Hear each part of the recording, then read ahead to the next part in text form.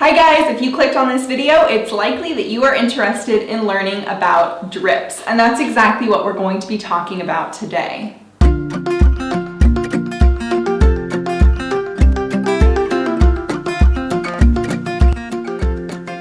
Hi, I'm Sam, this is Chris. Thanks for tuning into our channel where we explore achieving wealth and financial freedom through a three-part strategy. Earn more, spend less, and invest the rest. So like I said, today's video is all about drips. Chris, get us started and tell everybody, what does drips stand for? What does it mean? Yeah, so drips means Dividend Reinvestment Plan. So this is something that you can set up in your brokerage account that will automatically reinvest your dividends that are paid to you into the company that you own. So let's say you own Ford stock and it's paying a dividend. And it's the time of the quarter where it pays that dividend, the dividend's paid to you, and you automatically buy more Ford stock corresponding to the value of dividend that you got paid.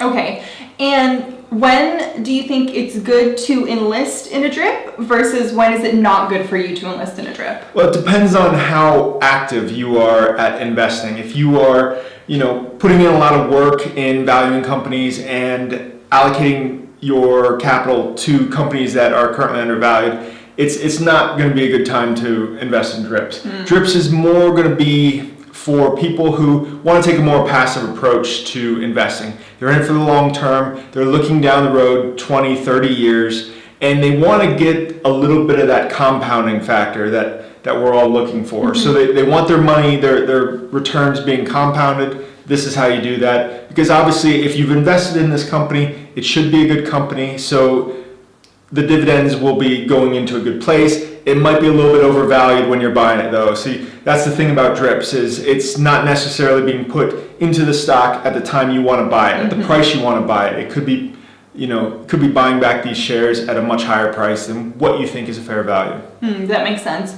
Do we enlist in drips? We don't. We take a little bit more of an active approach. So we're constantly looking at new opportunities or the best opportunities to get the best return on capital. So what we generally do is we do not sign up for drips. We pool all these dividends and we're looking for investments to reallocate them. That makes perfect sense. All right, guys, we hope that you found this video useful and you got a few little key nuggets in terms of learning about what are drips, who are they good for, who are they not good for.